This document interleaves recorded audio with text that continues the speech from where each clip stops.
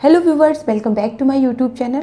Friends, माँ बनना किसी भी स्त्री के लिए बहुत ही सौभाग्य की बात होती है और प्रेगनेंसी कंसीव करने के बाद अपने बच्चे की हलचल को महसूस करना आपको बहुत ही खुशी का अनुभव देता है। फ्रेंड्स, जब आप पहली बार माँ बनी होंगी या बनने वाली हैं तो उस समय आपको बहुत ही बेसब्री से इस बात का इंतजार रहेगा कि कब आपका बच्चा आपको पैर मारेगा या पेट में कोई भी हलचल करेगा। आज इस वीडियो में मैं आपको आपकी बच्चे की हलचल से रिलेटेड सभी जानकारियां दूंगी। सो फ्रेंड्स, हम स्टार्ट करते हैं अपना वीडियो।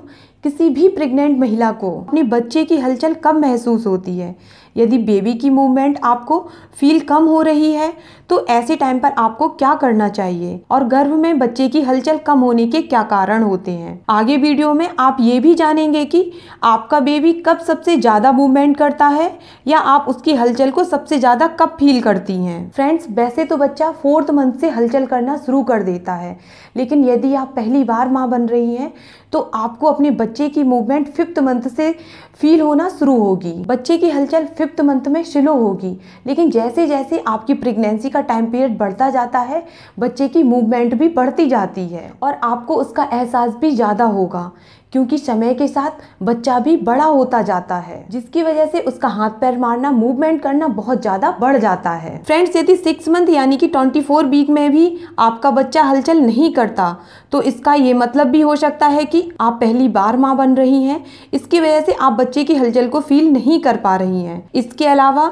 यदि आपका बच्चा मूवमेंट नहीं कर रहा है या बहुत कम हलचल कर रहा है तो आप इसके बारे में अपने डॉक्टर को बताएं और अपना चेकअप करवाएं। चलिए, तो अब हम जानते हैं कि बेबी की मूवमेंट गर्भ में सबसे ज्यादा कब होती है। फ्रेंड्स, प्रेगनेंसी का समय बढ़ने के साथ साथ बच्चे की हलचल भी बढ़ती जाती है। 7th और 8th मंथ में आप अपने बच्चे की मूवमेंट को काफी अच्छे से फील कर पाएंगी। फ्रेंड्स, 8वें महीने के लास्ट वीक से बेबी की मूवमेंट कम होने लगती है, क्योंकि अब आपके बेबी का आकार बढ़ने के कारण उसके पास सफिशिएंट जगह नहीं होती। जब आप किसी काम में बिजी होती हैं तो हो सकता है कि उस समय आपका ध्यान आपके बच्चे की हलचल पर ना जाए, लेकिन जब आप रेस्ट करती हैं या सोती हैं तो उस समय आप अपने बच्चे की हलचल को ज्यादा फील करेंगी। लास्ट तिमाही में बेबी ज्यादा एक्टिव हो जाता है। 7th और 8th मंथ में शिशु 12 घंटे में 16 से 35 बार तक हलचल कर सकता है। अब मैं आपको बताती हूँ कि यदि आपके बेबी की हलचल कम है तो उसके क्या कारण हो सकते हैं। फ्रेंड्स, जब आपका बच्चा आपके पेट में हलचल करने लगता है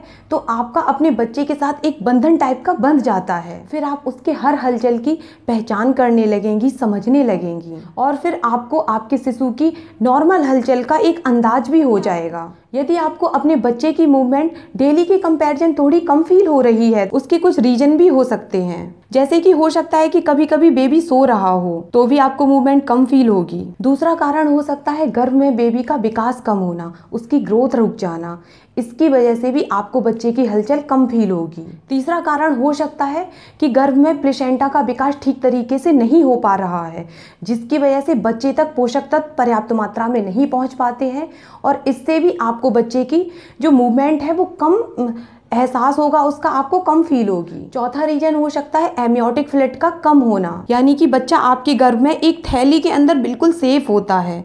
इस थैली में एक लिक्विड भरा हुआ होता है।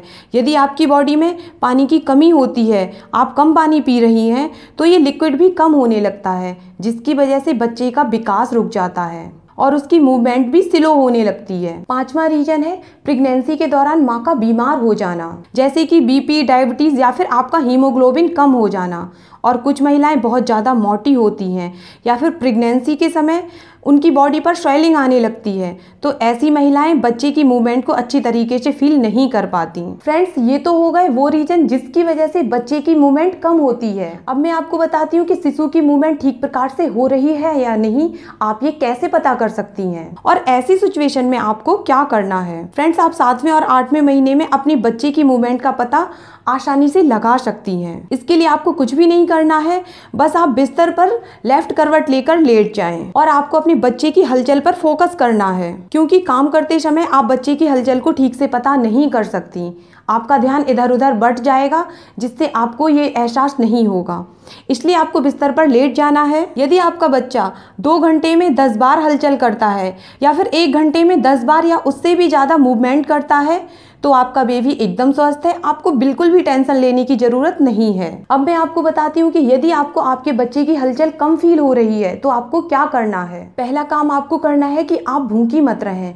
जैसे ही आपको भूख लगती है आप तुरंत कुछ ना कुछ खा लें, आपको ज्यादा लंबे समय तक भूखे नहीं रहना है। दूसरा, आप कोई भी ऐसा काम करें जिसे करने से आपको खुशी मिलती हो, आपको अच्छा लगता हो, जैसे कि म्यूजिक सुनना, धार्मिक बुक पढ़ना या फिर कोई भी मोटिवेशनल बुक पढ़ना, सीरियल देखना, मूवी देखना। तीसरा, आप एक्सरसाइज करें और जितना हो सके उतना आप एक्टिव रहें। लेकिन जब आपको थकान फील होती है तो उस समय आपको समय से रेस्ट भी करना है। ये नहीं कि आपसे ये काम हो नहीं रहा है और आप जबरदस्ती उस काम को कर रही हैं, आप आराम नहीं कर रही हैं, आपको समय से आराम भी करना है। और ये सभी काम करते समय अपने बच्चे की हलचल को महसूस करें। यदि फिर भी आपको आपके बच्चे की मूवमेंट फील नहीं होती तो फिर आप तुरंत जाकर इसके विषय में अपने डॉक्टर से कंसल्ट करें, साथ ही अपना और अपने बच्चे का ध्यान रखें। सो फ्रेंड्स, मिलते हैं अगले वीडियो में एक नई जानकारी के साथ। और आप मेरे वीडियो को लाइक कर देना, शेयर कर देना और सब्सक्राइब भी कर देना। Thank you.